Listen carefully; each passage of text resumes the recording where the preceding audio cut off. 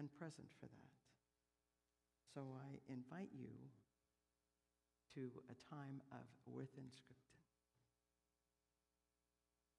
We will welcome one another, but before we do that, number 61 in the gray hymnals is where your finger goes as you greet all the lovely people around you.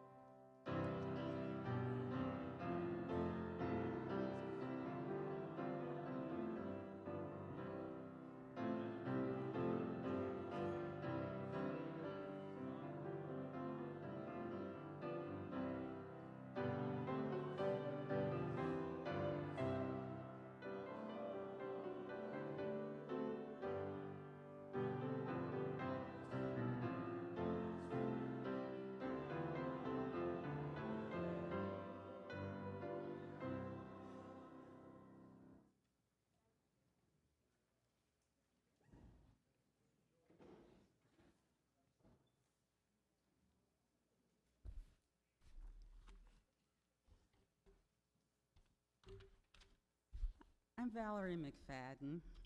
I've been a member here for about 25 years. I've been a worship associate, a board member, part of a ministerial search committee, and several covenant groups. And by the way, this is the stewardship encouragement.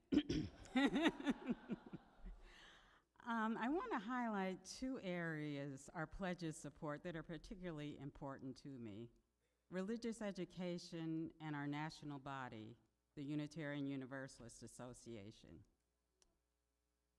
Calling Jenny Papp as a full-time director of lifespan faith development was a step out on faith because we were already operating a deficit while supporting a part-time director of religious education.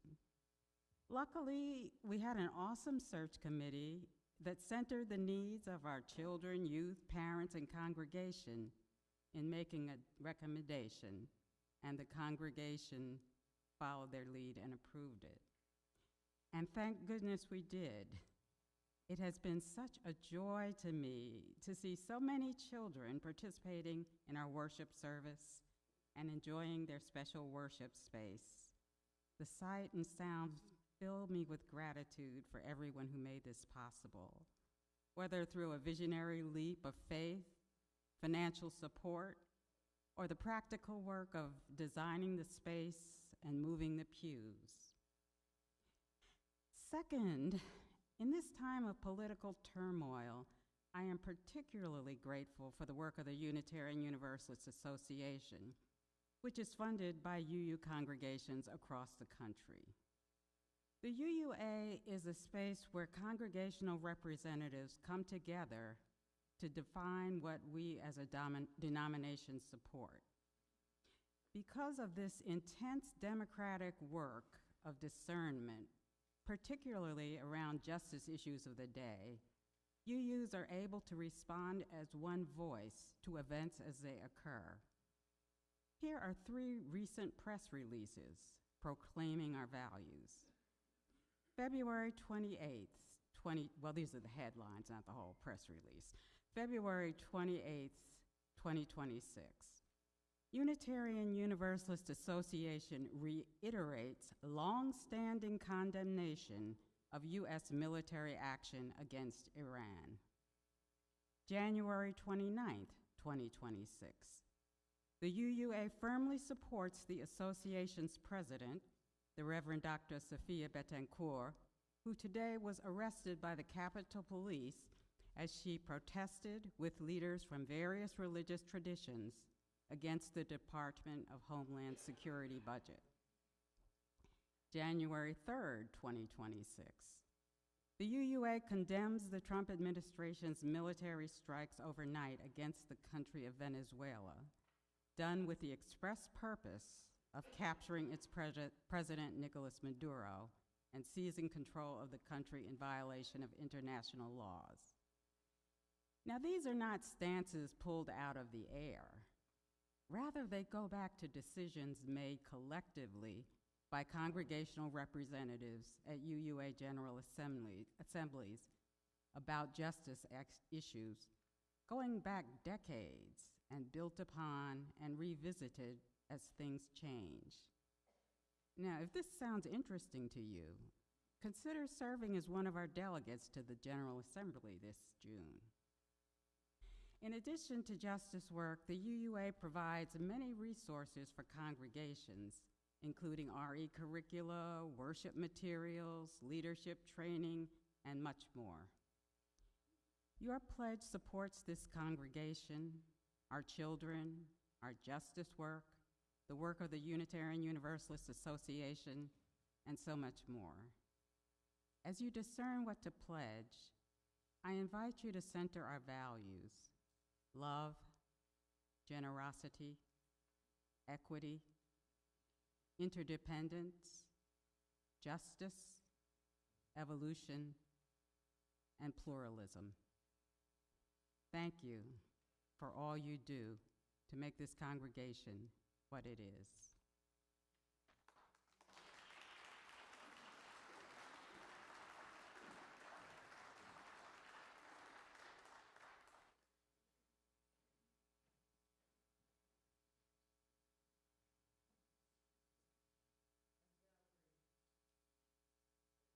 No, there we go. As Valerie just reminded us, we are part of so much larger a movement than gathered here and virtually gathered here. And that involvement in that community is so important as we walk through this life together. I will put a stone in the bowl and read a joy. Today is the 18th anniversary of our first date together. Happiest years, I know you're all looking around, right? Happiest years of our lives. Thank you, Amy, for introducing us to each other. Steve Joel and Peggy Lagodny.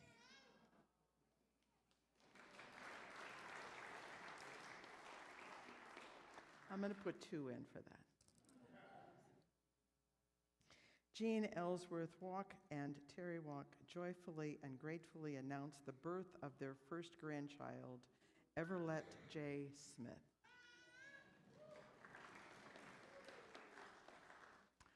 And then a request that we send good thoughts for the results of tomorrow's biopsy. And I think we all know, because I think it went out, that Susan Alcorn died this week. And Susan has been such a leader in this congregation.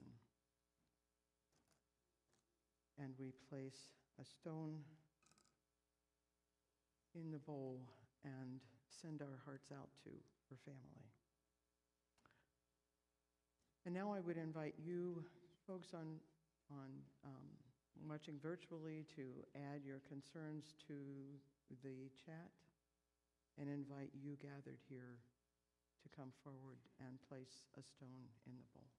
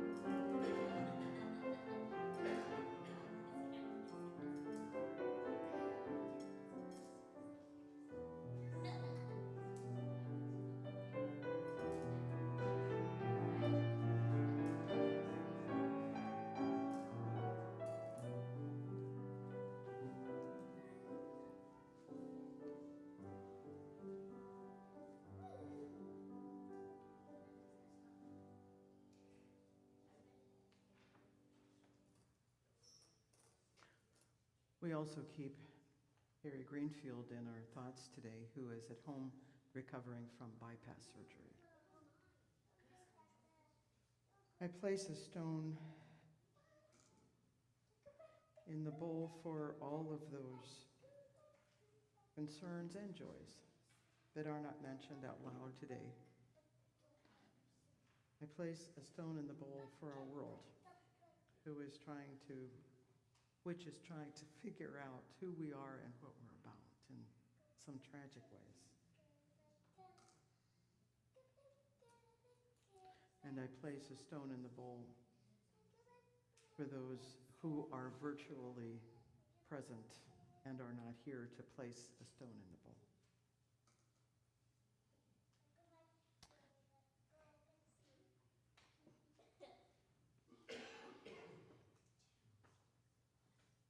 Together we hold our community in our compassion, in our care, in our action, in our thoughts, in our meditations. Together we hold one another. Together we care deeply for one another.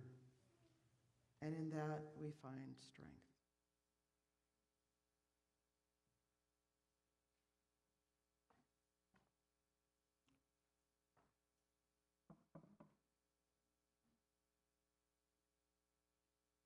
I bet it's time for all ages, isn't it? Time for an object lesson. Change hats. Jenny is on vacation. It is not because she forgot what her job title was last week. Richly deserved. Richly deserved. As you know, this is spring equinox.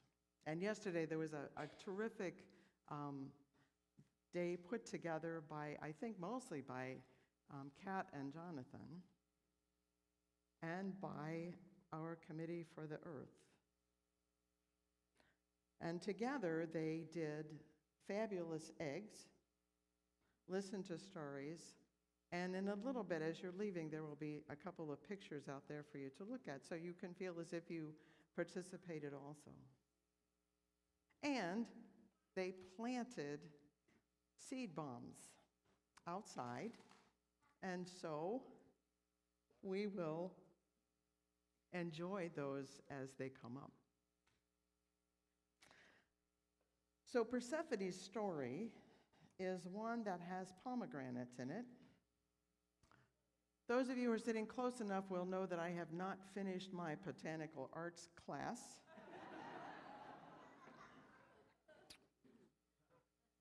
I went too late to spend a lot of time looking in every store that I could find to find a pomegranate because I was sure they would be everywhere. They weren't.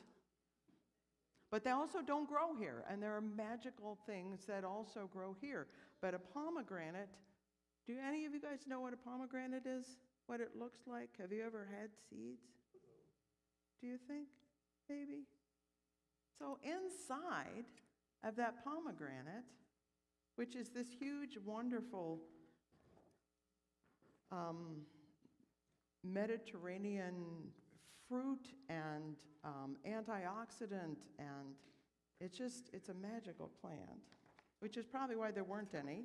Everybody was using them. And inside, yet another non-botanical art drawing of all the little seeds that are inside. So you know if you open them, it's just full. And they go everywhere unless you do the magic trick of trying to do it in a bowl. Or that was my second idea, was to have those little seeds here. And then I thought, red stain, carpet, maybe not. But those seeds are the seeds that go with the story that we're going to deal with today. And the story is the story of Persephone, but we're not going to deal with the one that we inherit from the later Greek period. We're going to deal with the one of Persephone and her mother, Demeter, who lived on the earth and just enjoyed everything that we know is about to come back. enjoyed the plants, enjoyed the food. Demeter was the goddess of grain and fruit. Demeter was the one who kept things going. And her daughter, Persephone, was the maiden of crops, the maiden of grain. And both of them just loved the earth and everything that came up. And they were just having the best life. If you think of paradise, it might have been what they were living through. And then, you know, no story goes exactly that way the whole way through. And then Persephone, who has such a heart of compassion, hears the voices of the people in the netherworld, the people who have died, or the people who, in whatever our cosmology is, the people who have passed to a different part of life. And what she hears is their pain and their confusion. And she says to her mother, I must go. And you know how you would react. Oh, I don't think so. No, that's not our job. No, just sit down. Demeter might even tried grounding her. But that didn't work. Persephone said, I must go. I can hear them crying. I can hear their pain. I can hear their confusion. I must go. I must welcome them because they have passed to a next phase. They don't know who they are. They don't know where they are. They need to be welcomed. And that is my calling, and I'm going to go do that. Now, you'll recognize, if you know the Greek or more newer Greek version of the story, that's not exactly how it goes. But this is the feminist version that's actually older, and we can argue about that later. So Persephone willingly, and as her calling and ministry, goes to live in Hades with those who have died. And she takes with her these seeds, signs of life renewing, signs of life coming. And she blesses them by name. She blesses them with a welcome. She actually invites them home. What a wonderful gift that is. But she's gone for a long time. And you know how that feels to Demeter. Demeter is just beside herself. She falls on the ground. She's in tears. She can't move. She can't do anything. Everything dies around her. The people who are relying on these crops, they don't have anything to eat. It is devastating, like some of the parts of our world right now. And she just can't keep going without her beloved daughter. She just doesn't care. She doesn't care that nothing's growing or nothing's happening. But time passes, as time does. And finally, Persephone has gotten through greeting and welcoming and naming all of the people that she has met in the netherworld. And she starts to return. But Demeter doesn't know that. So Demeter is lying distraught on the ground, and this little crocus leaf starts coming up. She is so angry you can't believe it. I am the goddess of the things that grow. I didn't tell you to come up. You have no right to be here and alive and joyful. I am not joyful. I am in pain. And then she sees more and more crocuses and daffodils growing up all around her. And she sees Persephone returning. Persephone's job is done, and she's come back. So because I didn't find a pomegranate, and because I didn't bring pomegranate seeds, we have to do something else, right? So I stole from my own seed collection, but I stole from the indigenous people, and I hope I'm not stealing it because some indigenous friends have told me to do this, and we all know about the three sisters. That you plant corn to be the stalks, you plant pole beans to crawl up the stalks, You plant squash to grow on the ground to keep the weeds out, and it really works. So today, there will be a couple of pictures of the event that happened yesterday at the back table and at the front, at both doors. And there will be little bowls of corn seeds and squash seeds, actually pumpkins, they count as squash, and beans. Take one. Take three. Take a bunch. They look dead because they're seeds. We all know, because we all have some biology background, that they're simply dormant, but they look dead. Use them how you want to use them. Stick them in your pocket to remember. Stick them in the ground to grow. It's Persephone's blessing as the spring comes back and as we all wake up again.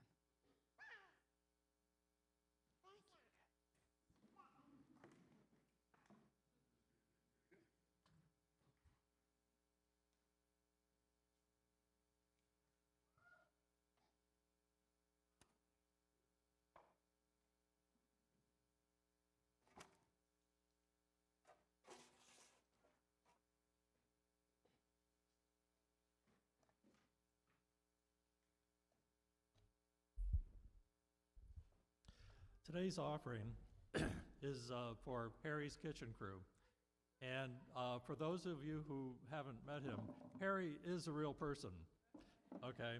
And Harry is the Harry that Elaine was mentioning at the end of the Joys and Concerns.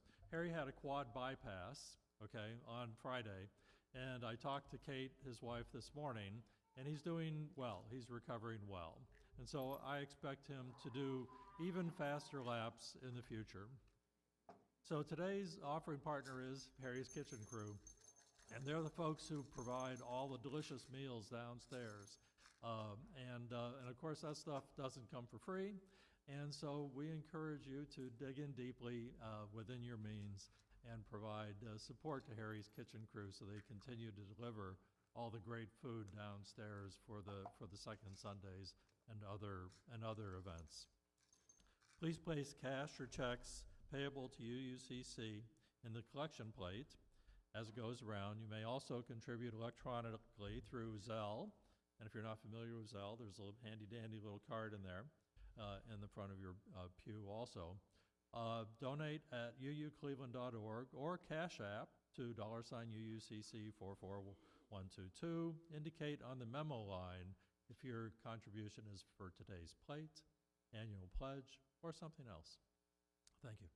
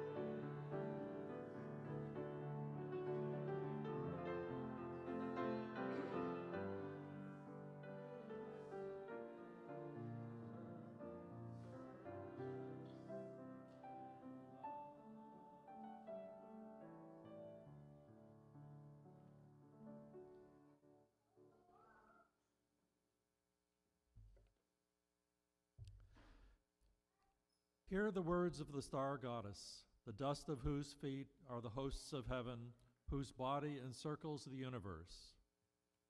I, who am the beauty of the green earth, and the white moon among the stars, and the mysteries of the waters, I call upon your soul to arise and come unto me, for I am the soul of nature that gives life to the universe. From me all things proceed, and unto me they must return. Let my worship be in the heart that rejoices, for behold, all acts of love and pleasure are my rituals. Let there be beauty and strength, power and compassion, honor and humility, mirth and reverence within you. And you who seek to know me, know that your seeking and yearning will avail you not unless you know the mystery. For if that what you seek you do not find within yourself, you will never find it without. For behold, I have been there with you from the beginning, and I am which is attained at the end of desire.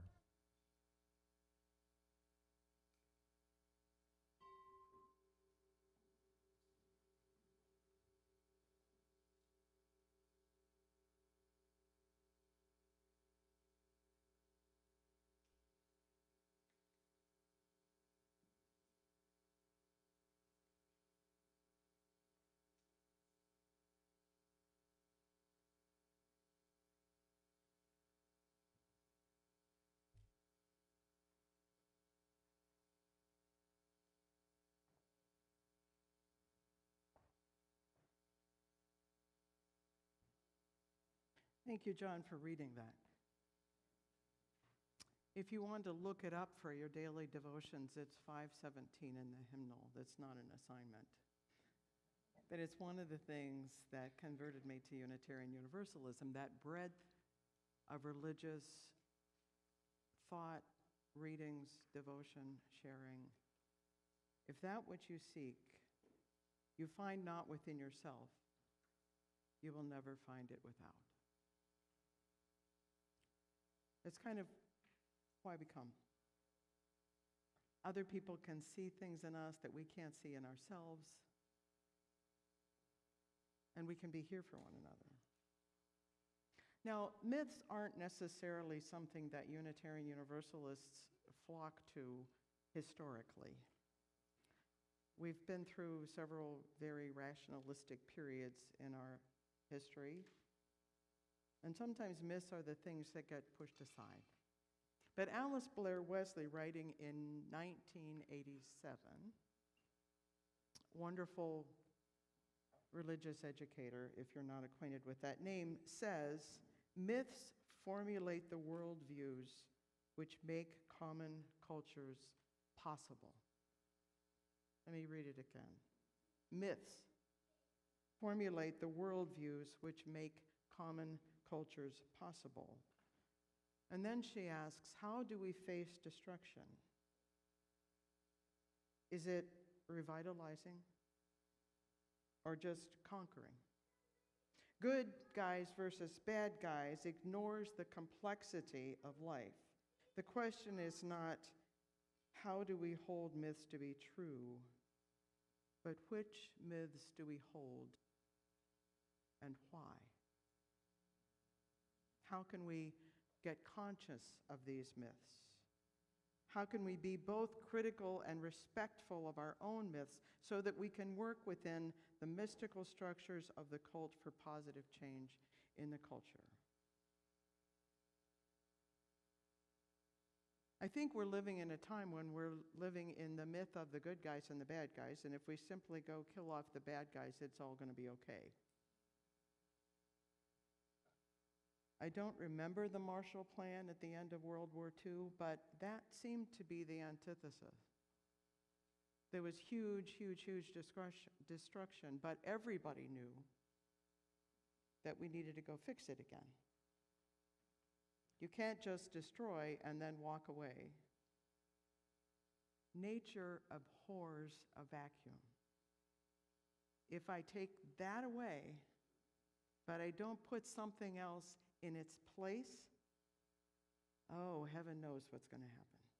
And we do. From reading our history books, we know exactly what will happen.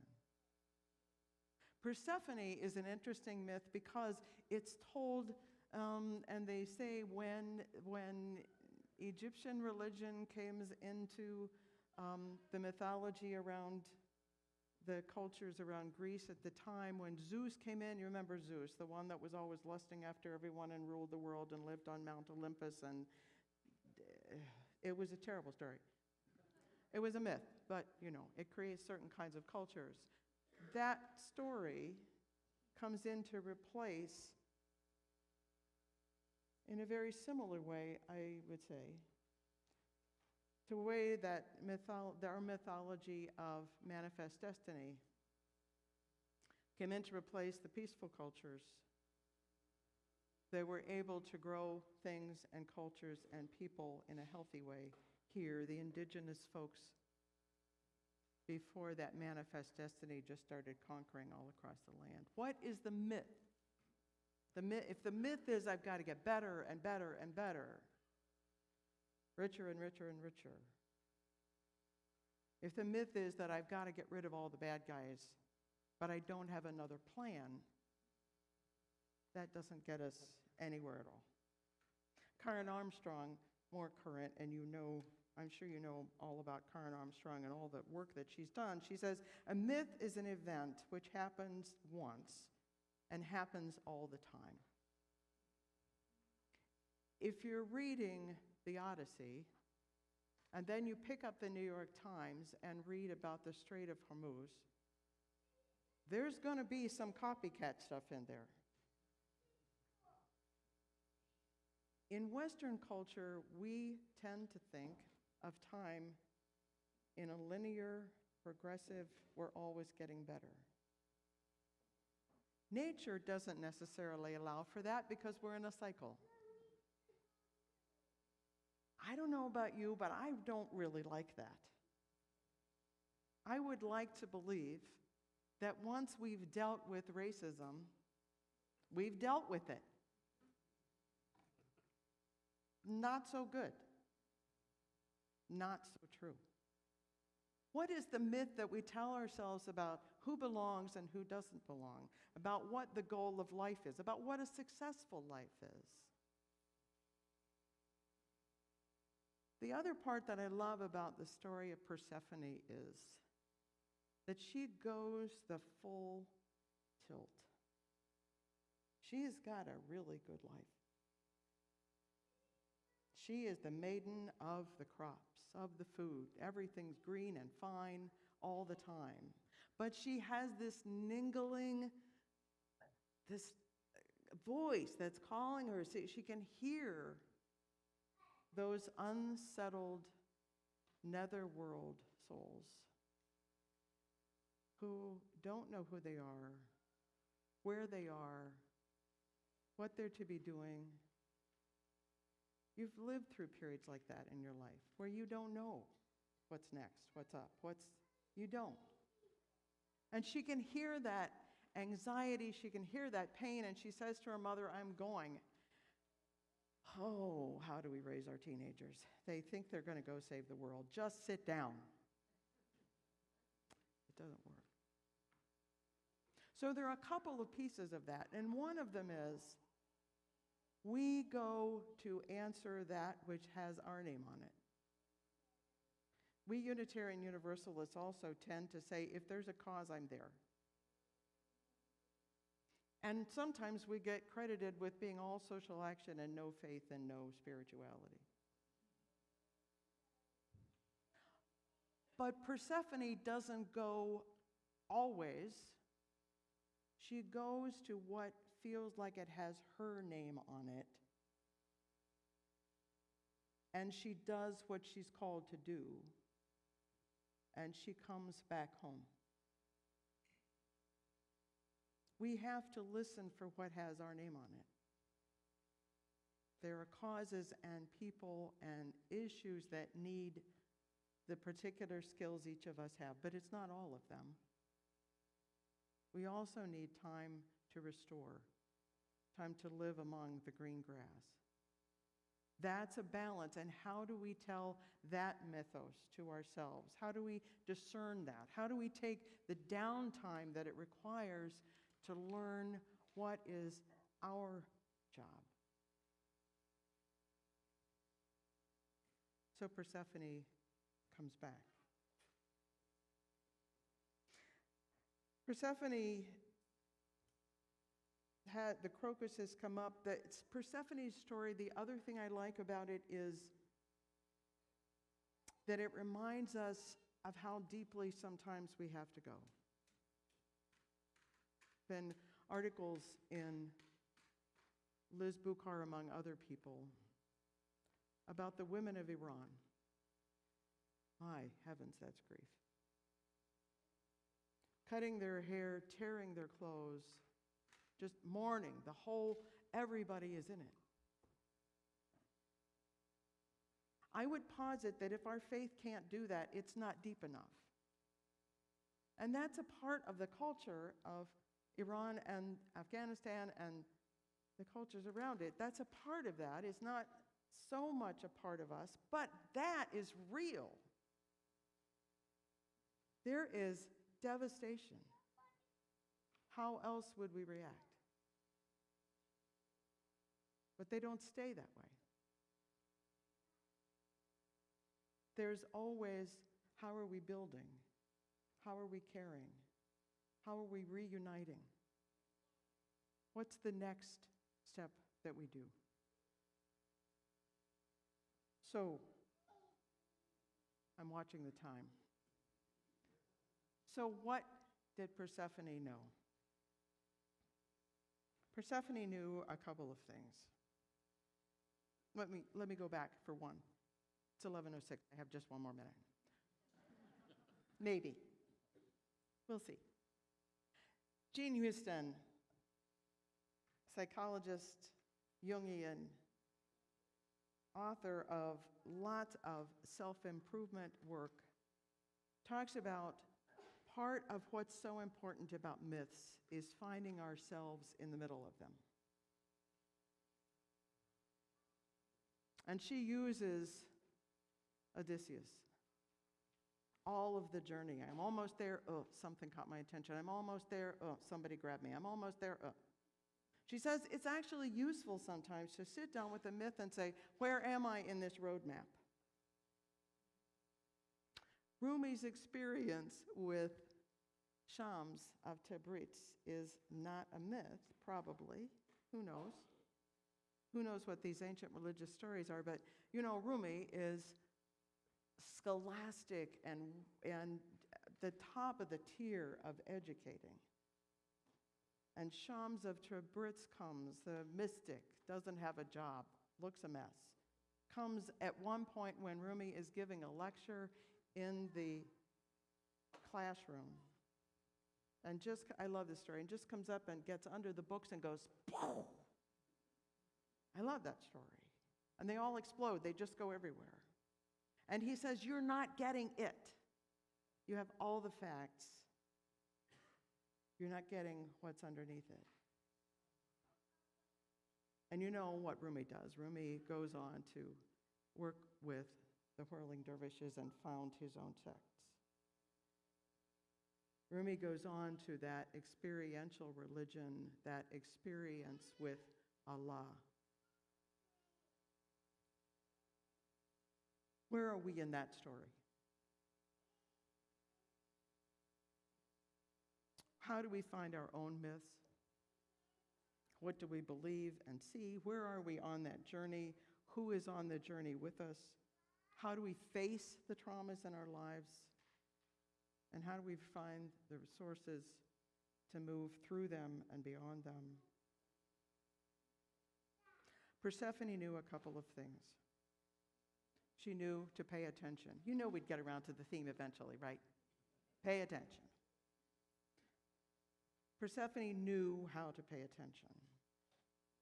She knew how to be open to empathy, but not so it took her over. So she still had the resources that she needed to be present. She knew how to question her own fear, how to listen to others, how to get her bearings, how to develop her own trust in her calling. And Demeter's role was to hold the space, to wait, and to care about the margins. So what is calling you? Not everything in the world. Everything in the world needs help. But what is specifically your calling in this world? Let's sing a song. Let's stand and sing number 1068. It is in the teal hymnal.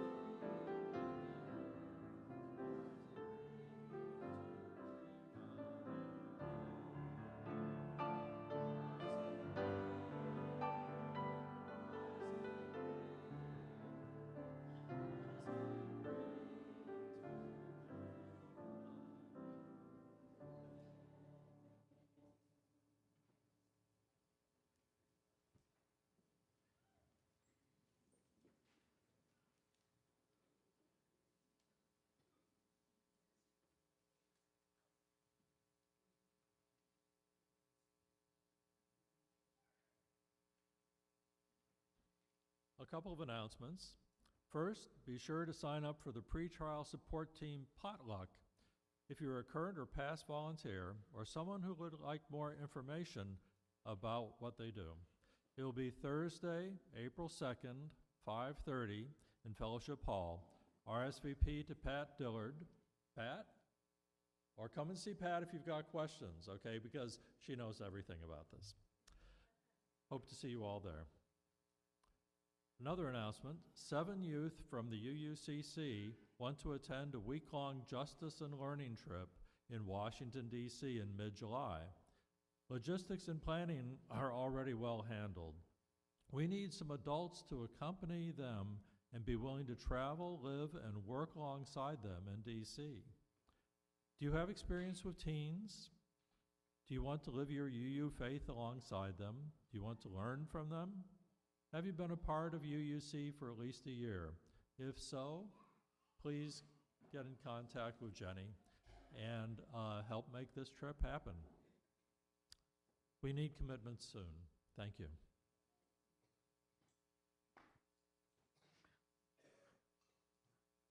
The blessing that Persephone gave to all those she met was this: you have waxed into the fullness of life, and you have waned into darkness. May you be renewed in tranquility and in wisdom. Blessed be, and amen.